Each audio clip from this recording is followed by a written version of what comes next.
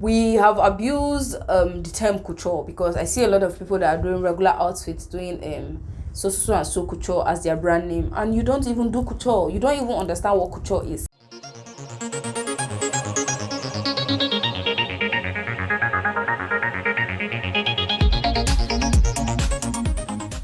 Hi loves, welcome back to my channel. My name is Uche of the Evolving Woman, and this is the #1 channel for fashion entrepreneurs. Now today we're analyzing and breaking down the different fashion terms, fashion jargons that you have to deal with in running a fashion business. So I feel like if you're able to differentiate between these terms, you know what you want your brand to focus on. So we'll go through the very first one, which is ready to wear. Everybody knows ready to wear. Ready to wear involves you creating designs, creating these pieces in different standard sizes. So some brands provide for size 8 to 12. Some brands provide for size 8 to 20. Some brands do from size 10 to. So you just decide what you want your brand to, the sizes you want your brand to cater for, and produce garments, designs in those specific sizes. And you keep them up in a rack. You start advertising. People come in, oh, I want this one, pick up and go. No alterations, no nothing. They just buy and go. The next one is made to order. Now, made to order is like ready to wear, in the sense that you have these designs created down. But the difference is that you just create basic designs like sample pieces and only make them for each particular person as they order. Now, you have a design set apart. When somebody comes and say, oh, I like this design, I want it, you then create for them according to their measurement, according to their sizes. That's the difference between made to order and ready to wear. Now, before we go into the other aspects of fashion, let's analyze the differences, advantages and disadvantages. Let's compare ready to wear and made to order. Now, ready to wear sort of needs bulk money, because you need money to buy all the fabrics. You buy all the fabrics you need to create these designs in the different sizes. If you're trying different prints for a particular design, you have to buy in different prints, create those different prints in different sizes, and then you have to stack up. I feel like if you're running a ready to wear, you have to buy like lots of racks, you have to stack them up, and you have to be intensive. Anyways, whatever aspect you decide to do, you have to do intensive marketing. But once you are looking at that point, like at the point that I have like 2 million naira sitting down here, I feel your marketing will be aggressive on a different level. So that's basically what ready to wear is. Now, made to measure is less capital intensive, because you tend to just create different designs, and then when people order, you make. So most times when they pay you for those designs that you've made, you now go and create for them. So you don't tie your money down. But the thing is, with ready to wear, your clients can easily come and pick up. Like there are a lot of last minute people. Some people just have events spring up and they need outfits for. So if you do ready to wear, they can easily just contact you. Oh, please, I need this outfit today. Oh, it's available. What size, ma'am? Order, ship, deliver.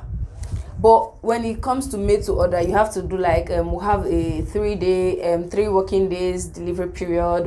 You can't do immediate delivery in most cases unless you have enough staffs to do the overtime work. But basically that's what it is. So we made to order, people can't just come in and pick up. They have to order and wait for a certain period of time. But then again, another good thing about made to order is that people can do alterations. Like there are people who don't wear sleeveless, but they like a particular design that you have in sleeveless. They'll say, okay, I like this design, but make my own 3/4 sleeve, make my own long sleeve. There are others that would say, oh, this thing that's long sleeve, I don't really wear long sleeve, make mine short sleeve. So that is another aspect of made to order that is favorable to both the client and the business owner. Meanwhile, with ready to wear, you don't have any alterations. As it comes is how it goes, and most times ready to wear doesn't really fit perfectly, because I believe there are some people that are size 10 up, size 12 down, and this standard measurement doesn't really take note of that. So if it's made to order, you can say, oh, please, I'm a size 8 up and a size 14 down, and your outfit will be made with that specification in mind. But if it's ready to wear, you buy like that, and then you go to start looking for somebody to help you adjust and all that stuff. Anyways, that is the comparison between ready to wear and made to order. Now moving on to the next step, which is made to measure. Made to measure is actually quite different from made to order, because with made to order you can do I'm a size 10, I'm a size 8, but when we're talking about made to measure, it means that you take your client's measurement. Each outfit is made to your client's specification. It can be your own design, but whatever you're making is going to be made to their specification. And growing is like these terms are growing into each other. So the next point now is bespoke fashion. Bespoke fashion is basically your clients bring in their fabric, you create outfits. They can bring in their designs too. You take their measurements, and this outfit is made solely for them. Like, you bring your fabric, most likely bring your design. If they need you to design for them, you sort out that. Most people end up paying for consultation.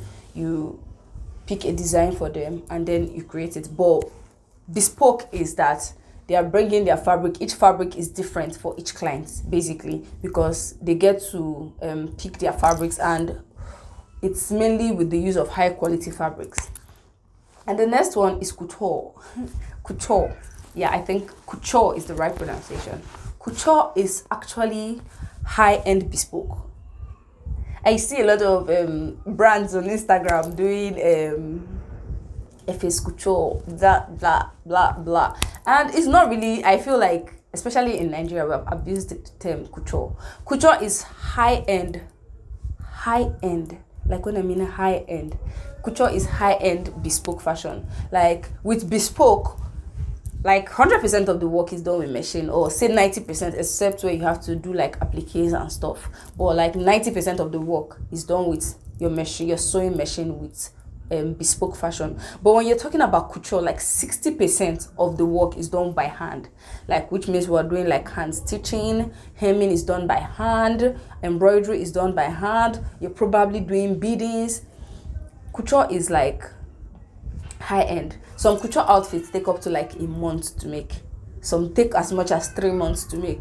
There are brands that the least time you give them for their outfits to be ready is 6 months. So that is couture. That's when we're talking about details. There are a lot of details involved in these outfits and all that stuff. Now, the elder brother of couture is haute couture. Haute couture is basically like French regulated, though. It's not like you don't just come and add haute couture to your name or to your brand. Every brand that is allowed to use haute couture is regulated by the set of rules provided by the French government. First, you must have an office, like an atelier in Paris. Then you must have at least 15 resident staffs, like full-time staffs. Then their fashion shows, you must present at least 35 outfits twice a year. Yeah, 35 outfits for each fashion show twice a year. So that's like at least 70 outfits in a year on the runway. And these brands, there's a body that reviews which brand meets up to these criteria. If you were there last year, no matter how big you are, if you don't meet up this year, you are off the list. So haute couture is actually something that keeps it's a list that you keep having to meet up with their terms and conditions. But basically, that is all. So now that you know these different terms, I feel it will be easier for you to decide, oh, do I want to do bespoke? Do I want to do ready to wear? Do I want to do made to order? How well is my pocket to start this business in the first place? Now, there are a lot of brands that actually mix bespoke and made to order. There are others that mix bespoke and ready to wear. So whichever one serves you better, you can always go on with it. And if there's any fashion term that you would love me to break down, that you want me to explain, please drop them in the comment section and I'll get right to it. So that's all. Please don't forget to subscribe. Don't forget to like. Don't forget to share. Share to all your fashion enthusiasts, people you know that are going to run fashion businesses. Share to them all. And I'll see you guys in my next video. Bye. If you plan to start your fashion, maybe. This is like the third time I'm having to film this thing. Oh, let's go again. Fighting.